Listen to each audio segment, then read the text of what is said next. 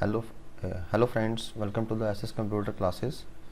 जैसे कि हम लोगों ने अपनी पहली वीडियो पॉलिटी की अपलोड कर ली थी, ठीक है, रिगार्डिंग द इंट्रोडक्शंस। आप लोगों ने वॉच की होगी, ठीक है, तो देखा होगा आप लोगों ने उस वीडियो में। एंड सेकंड वीडियो, हमारी जो वीडियो थी that was regarding the historical background of the Indian polity, ठीक है। जो हमारी हिस्टोरिकल बैकग्राउंड थी, I have told you earlier in the first video also कि that I have divided the historical background to two phases. One was the phase from the year 1773 से लेके 1858 तक phase one था, that was under the company rule, ठीक है। जो हमारा phase two था डैट वॉज फ्रॉम द 1858 से लेके 1947 तक हमारा फेज़ टू था, that was under the crown rule, ठीक है।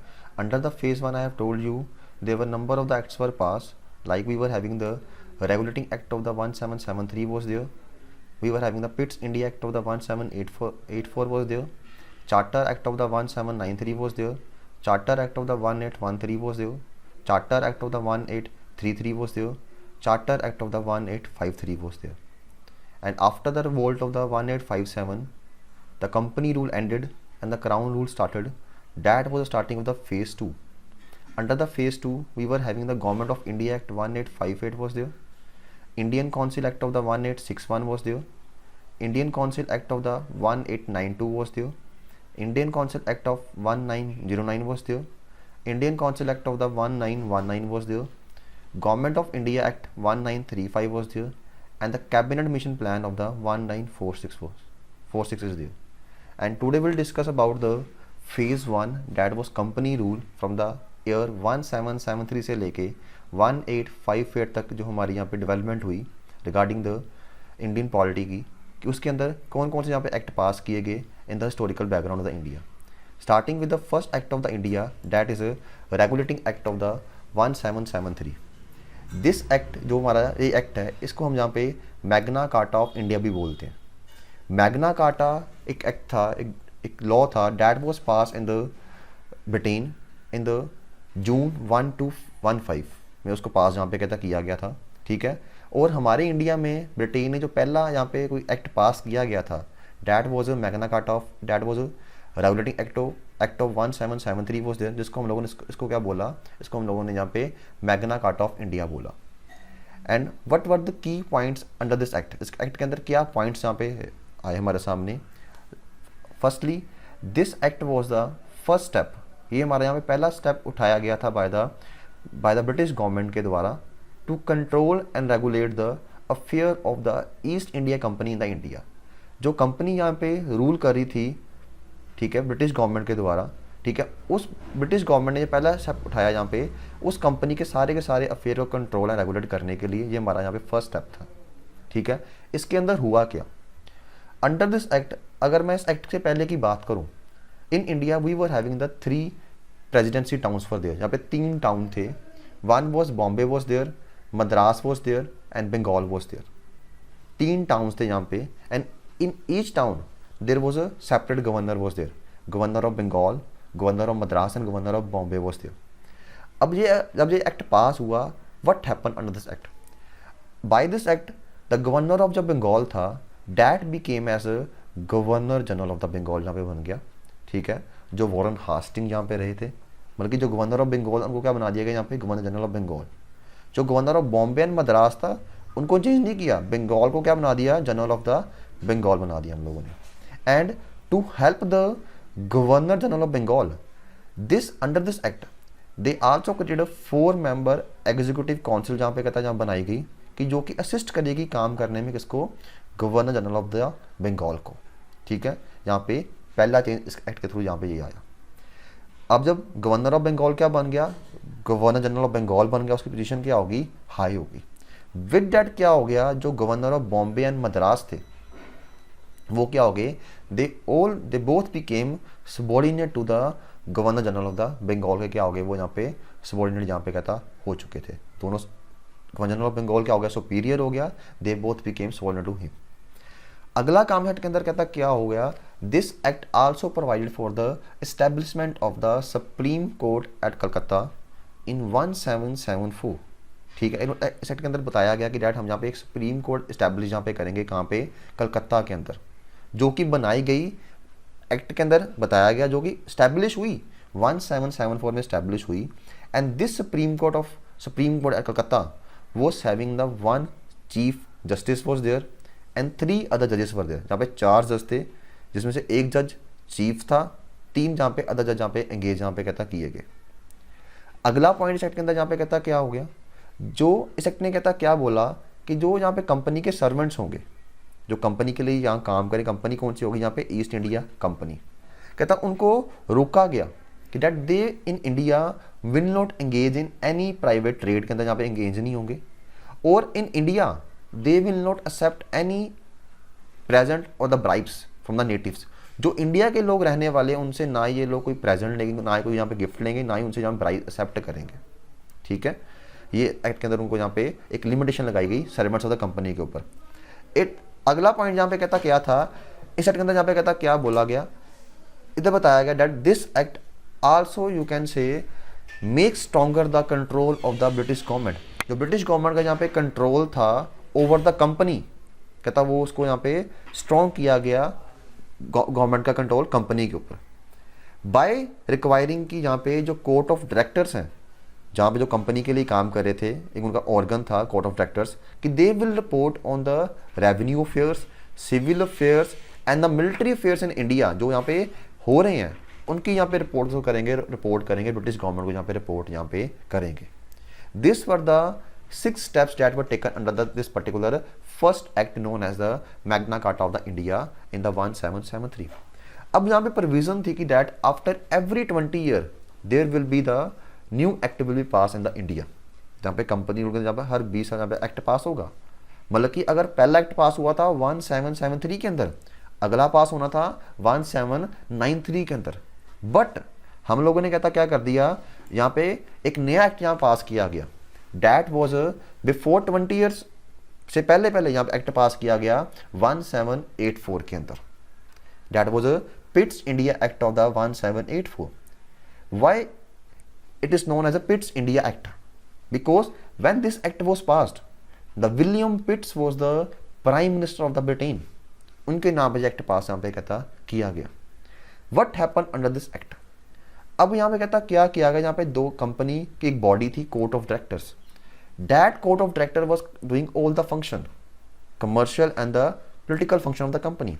Now in this act, by this act यहाँ पे कहता जो उनके कंपनी के फंक्शन थे वो यहाँ पे डिवाइड कर दिए गए, उसे कमर्शियल फंक्शन अलग कर दिए गए, पॉलिटिकल फंक्शन यहाँ पे अलग कर दिए गए, बीच में उनके लिए जो बॉडीज थी वो भी यहाँ पे अलग कर दी गई। हुआ क्या, यहाँ पे this act allowed the court of directors to manage the commercial affairs. मैंने यहाँ पे हाईलाइट किया हुआ यहाँ पे कि जो कोर्ट ऑफ डायरेक्टर्स हैं वो कंपनी के कमर्शियल अफेयर को मैनेज करेगा।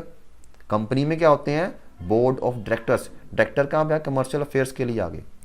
And they also created a new body known as a board of the control that will manage the political affairs of the company, which mean यहाँ पे 2 बन गए, court of directors and board of control, which mean by this act a system of the dual government or the double government was established or set up in the India। ये यहाँ पे कहता किया गया।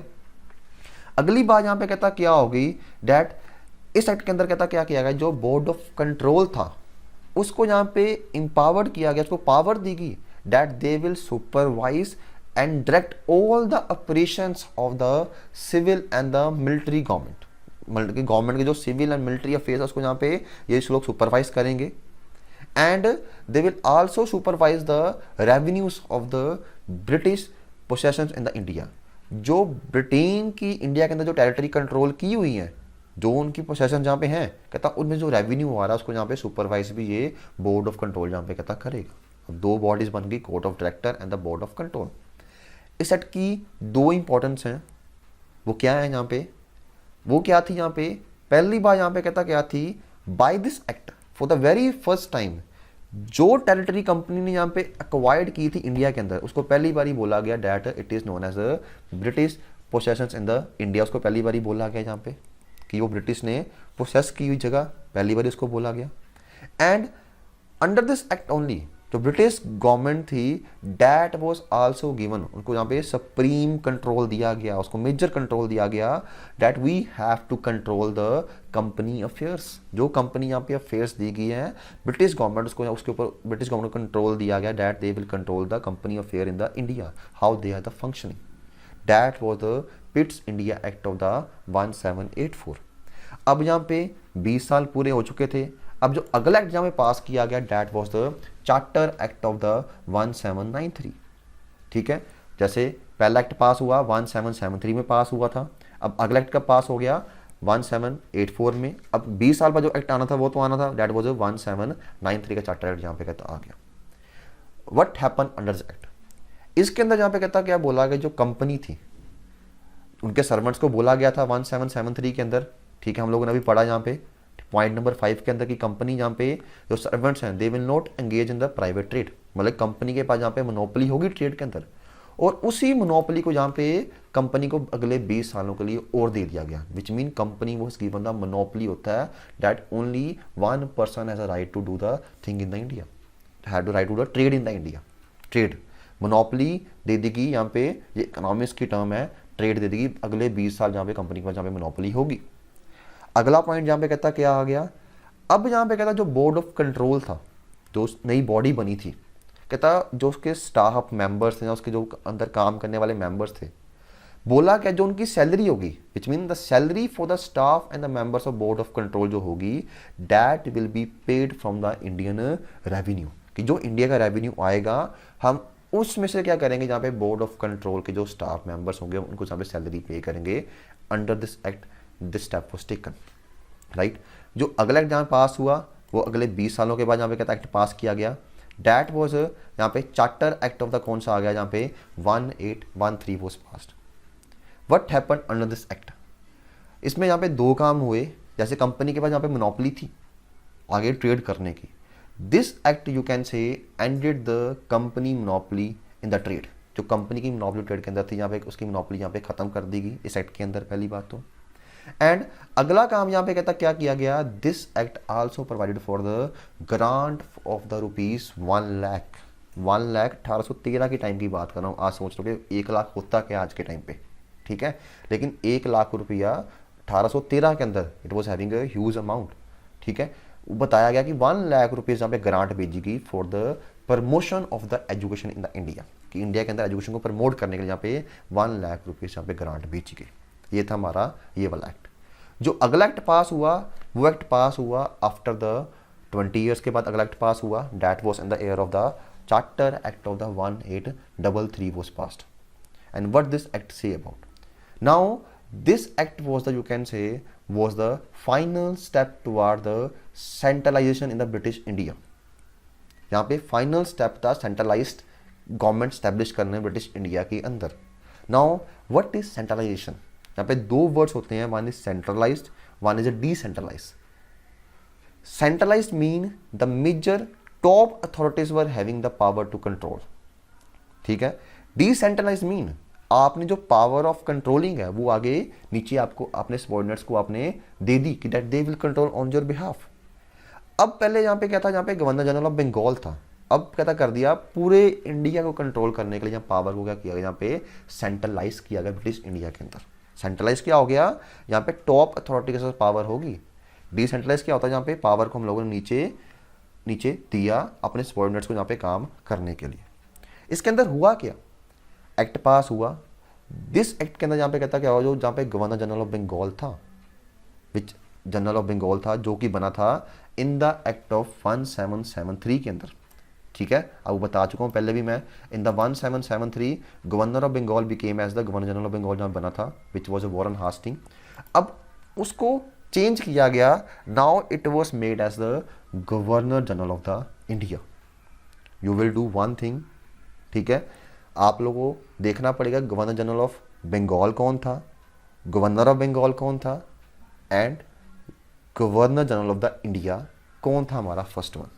यहाँ पे इसको चेंज कर दिया गया बंगाल से इंडिया के अंदर। And that governor general of India was given the all the civil and the military powers in the India, that he will control all the civil and the military power in the India, which mean for the very first time जो government of India थी उसके पास यहाँ पे authority आ गई that they will have the authority over all the territorial area territory that was है in the control the British in the India. उसके पूरे अंदर कंट्रोल के ऊपर उनके पास अथॉरिटी आ गई उसके ऊपर कंट्रोल करने की जितना उन्होंने एरिया को यहाँ पे किया हुआ था।